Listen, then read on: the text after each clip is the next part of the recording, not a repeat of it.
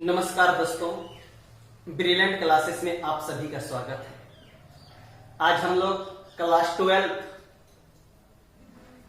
Maths chapter determinant अध्ययन करने जा रहे हैं। तो सबसे पहले ये डिटर्मिनेंट जो चैप्टर्स है, इस डिटर्मिनेंट चैप्टर में कुछ बेसिक पॉइंट्स जो है उस बेसिक पॉइंट्स के बारे में हम लोग बात कर रहे हैं। आज इतना सिर्फ हम लोग बेसिक पॉइंट्स बात करेंगे जो हम लोग एनसीईआरटी बुक का एक्सरसाइज जो है 4.1 उतना में जितना सारा भी हम लोग का बेसिक कॉन्सेप्ट की आवश्यकता होगी उतना सारा आज करेंगे। उसके नेक्स्ट आने वाले वीडियो में जो एक्सरसाइज के 4.2 जो होगी उसका हम लोग कॉन्सेप्ट फिर बात करेंगे। उसके बाद एक्सरसाइज 4.2 हम लोग आगे सोल्यूशन करेंगे। तो हम लोग बिना समय गंवाए हम लोग चैप्टर को आगे बढ़ाते हैं। तो सबसे पहले हम लोग को जानना है कि ये सारणिक जो है, ये डिटर्मिनेंट जो है, तो सारणिक क्या चीज है उसको सबसे पहले हम लोग डिफिनेशन के तौर पर थोड़ा बहुत हम लोग बात करते हैं, समझने का प्रयास करते हैं। तो ये देखो सारणिक जो है, देखो सारणिक मैंने बताता हूं। जैसे कि पहले देख लो, एक बहुत ही बेहतरीन है, ये जानना बहुत जरूरी है बेहतरीन तरीका से। तो यहां पर इस कंडीशन पर यदि रहता है, जो बड़ा कष्टक समझते हैं इसके अंडर में रहता है, इसको हम लोग मैट्रिक्स कहते हैं, अभिव्यक्ति कहते हैं। और डिटर्मिनेंट में क्या चीज होता है कि डिटर्मिनेंट में हमेशा दो और द्विआधार स्तंभ के बीच में, इसको देखो ये स्तंभ की भांति है ना। तो दो और द्विआधार स्तंभ के बीच में जो भी हम लोग का सजावट होगा, अब यहाँ पर जो अवयव की जो सजावट होगी हमेशा स्क्वायर में होना चाहिए, वर्गाकार होना चाहिए, ठीक ना। तो उनको हम लोग क्या कहते हैं, डिटर्मिनेंट कहते हैं। मैंने वही चीज भी बताऊंगा। तो सबसे पहले देखते हैं डिटर्मिनेंट क्या है। एन कोटि के प्रत्येक आदि, कोटि क्या चीज होता है बता। कोटि मतलब ऑर्डर, कोटि मीन्स होता है क्या बाबू से बताओ तो, ऑर्डर। ऑर्डर इक्वल टू क्या था, m इंटू एन। ऑर्डर क्या चीज होता है, m इंटू एन। m होता है हम लोग का रो की संख्या और n होता है हम लोग का कॉलम की संख्या, जिसको हम लोग स्तंभ कहते हैं, इसको हम लोग पंक्ति कहते हैं। ओके, तो अभिव्यक्ति एक अभिव्यक्ति हम लोग का ए है, मतलब एक मैट्रिक्स ए है, एआईजे m इंटू एन को एक संख्या, वो संख्या वास्तविक या मिश्रित से संबंधित कर सकते हैं, जिससे वर्ग अभिव्यक्ति का क्या कहते हैं हम लोग, सारणिक कहते हैं। ओके, अब हम लोग इस डिटर्मिनेंट जो है, इस डिटर्मिनेंट का एक अथवा में एक हम लोग क्या परिभाषा एक शॉर्ट में हम लोग समझने का कोशिश कर रहे हैं। तो यहां पे देखो, एक सबसे पहले मैं बताता हूं कि दो और द्विआधार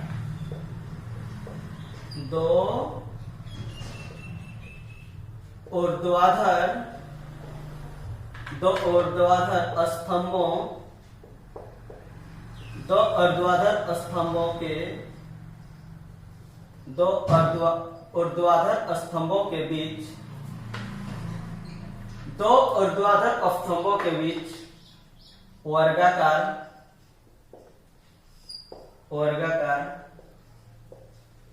सजावट को सारणिक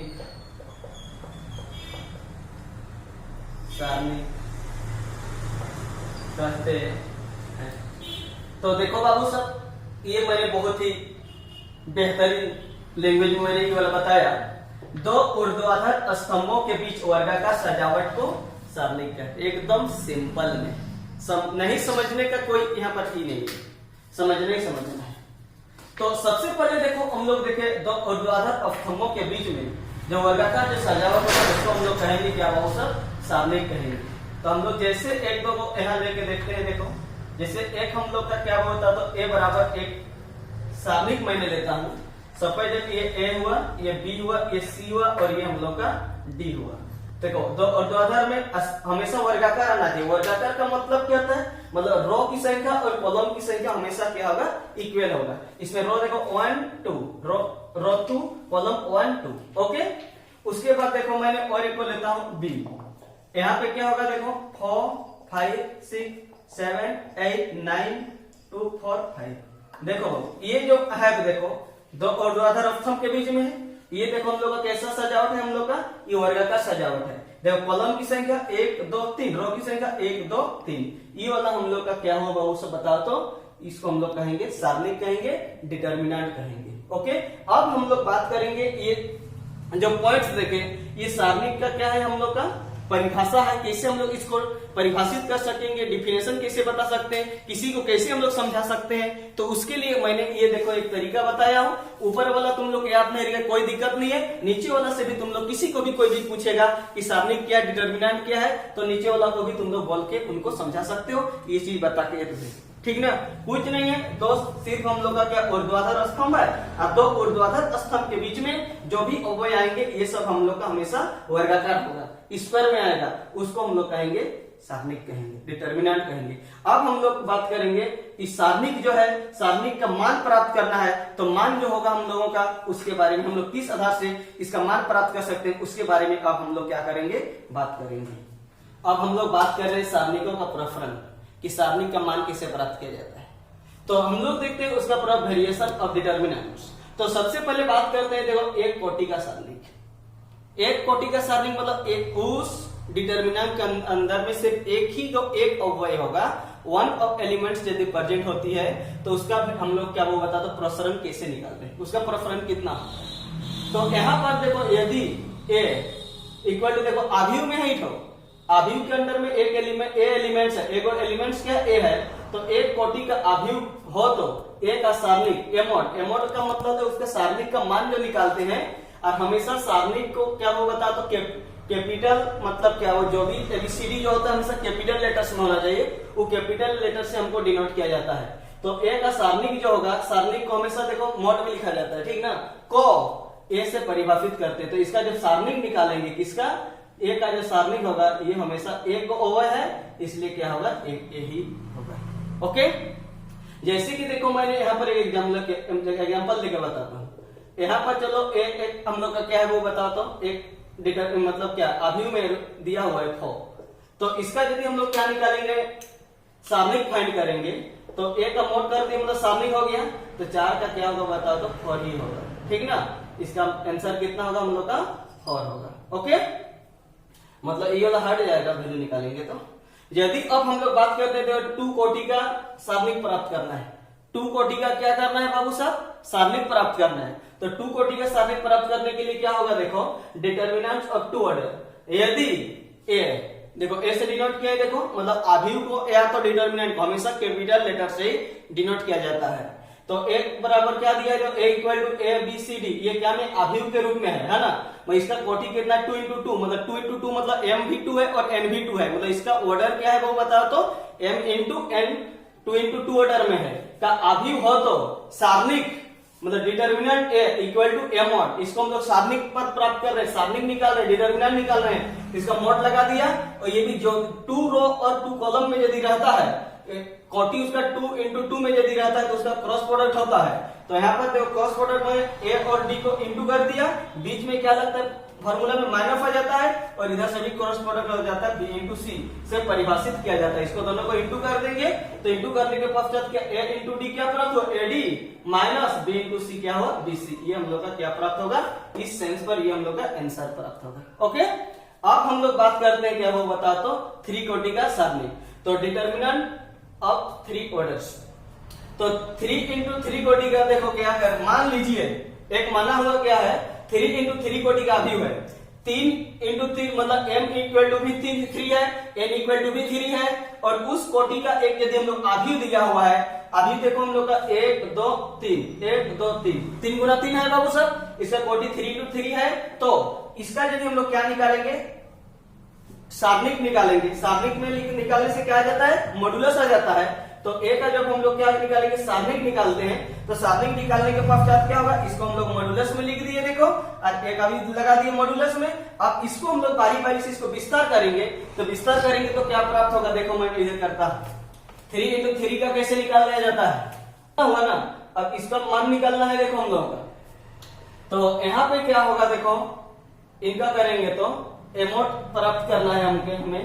तो एमोट प्राप्त करने के लिए देखो ये वाला R1 है, ये वाला R2 है, ये वाला R3 है, C1 है, C2 है और ये हम लोग का C3 है। ओके, तो यहाँ पर क्या होगा जानते हैं बाबू साहब, यहाँ पर या R1 में काम करो या R2 में काम करो या R3 में काम करो, कहीं से भी कुछ काम करो, तो या तो C1 C2 C3 कहीं से भी हम लोग कुछ काम कर आगे बढ़ा सकते हैं। तो मैंने यहाँ पर चिन्ह परिपाटी के बारे में थोड़ा बहुत तुम लोग को बताता हूँ। इधर देख लो, यदि देखो 2 रो और 2 कॉलम के लिए, यदि 2 रो और 2 कॉलम यदि रहता है तो चिन्ह परिपाटी क्या होता है, देखो प्लस माइनस माइनस प्लस, ये चिन्ह परिपाटी हुआ है ना।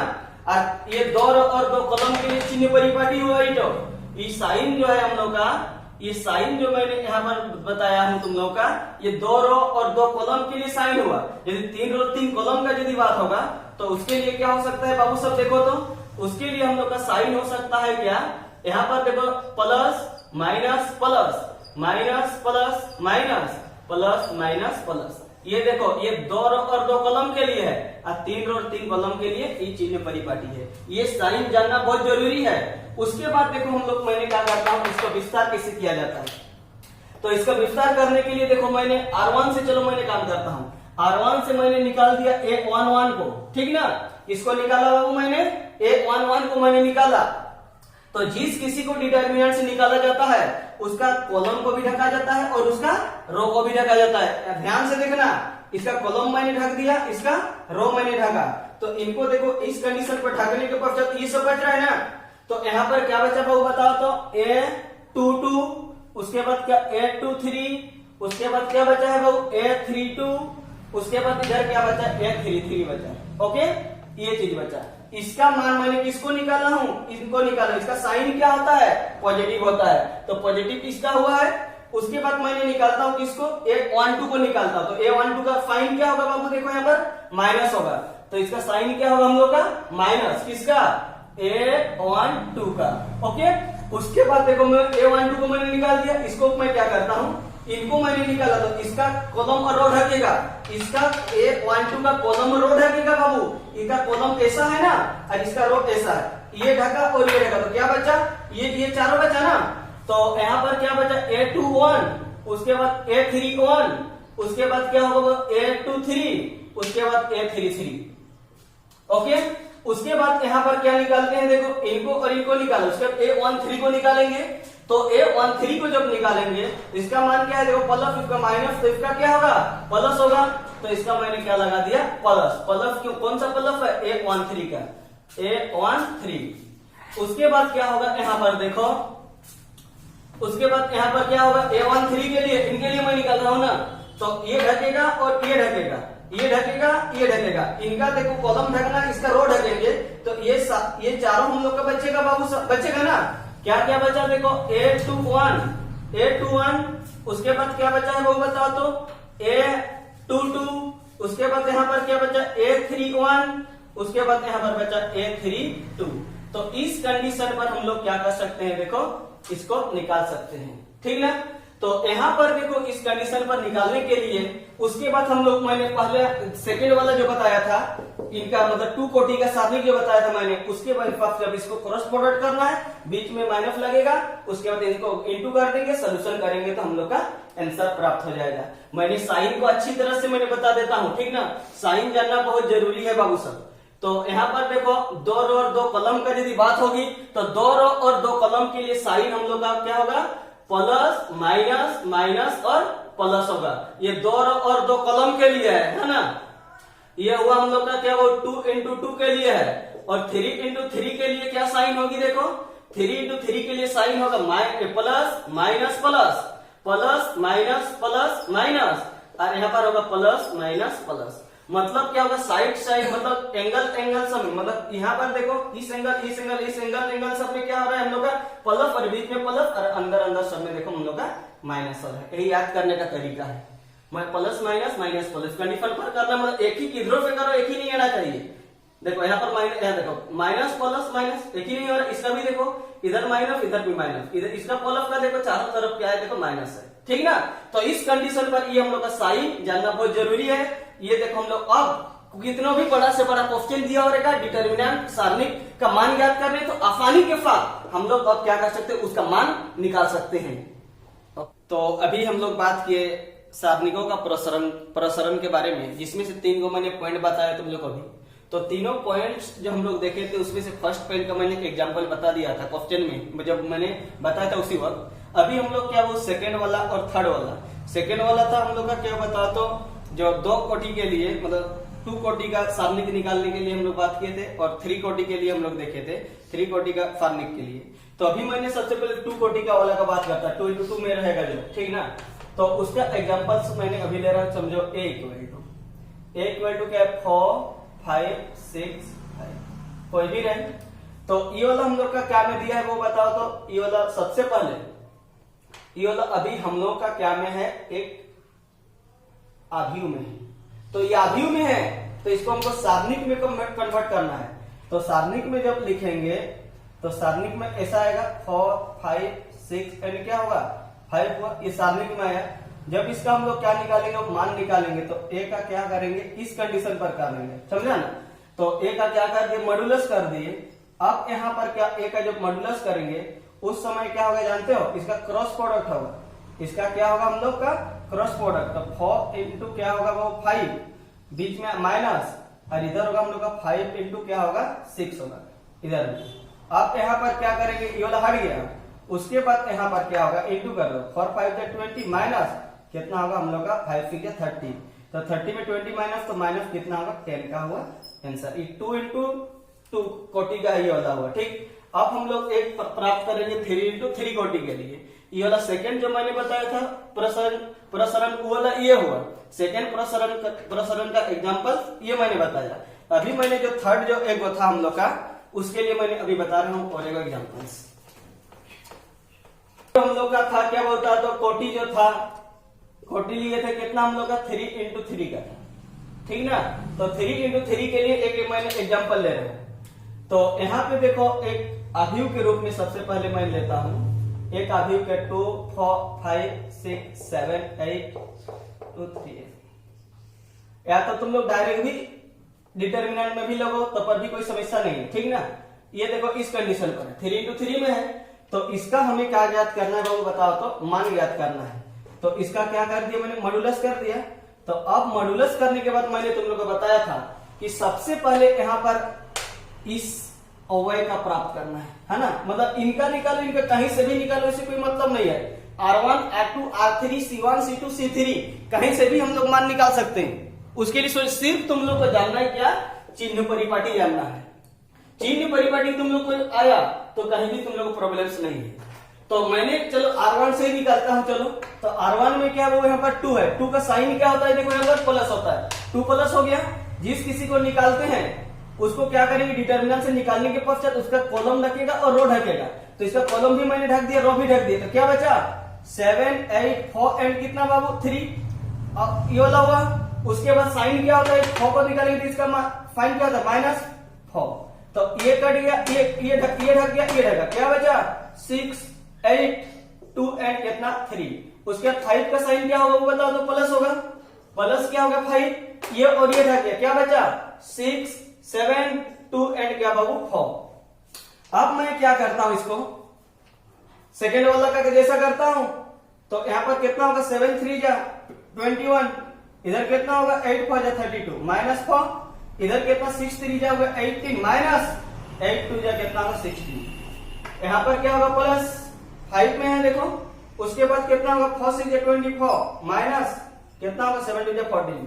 अब यहां पे क्या होगा 2, इसको माइनस किया जाएगा तो यहाँ पर माइनस का मान ज्यादा है ना, माइनस चिन्ह लग जाएगा। तब 2 में 1 गया तो 1 11 बचा बाबू। उसके बाद यहाँ पर क्या हो गया -4 में, यहाँ पर देखो 18 में 16 कितना बचेगा 2 प्लस यहाँ पे 5 है ना, 24 में 14 माइनस होगा तो बचेगा हम लोग का 10। तो यहाँ पर जब इंटू करेंगे तो 11 2 कितना होगा 22 -8 प्लस कितना होगा हम लोग का 50। तो यहाँ पर क्या होगा जब ऐड किया जाए तो -30 प्लस कितना 50। तो प्लस 50 में 30 माइनस होगा तो आंसर होगा हम लोग का 20।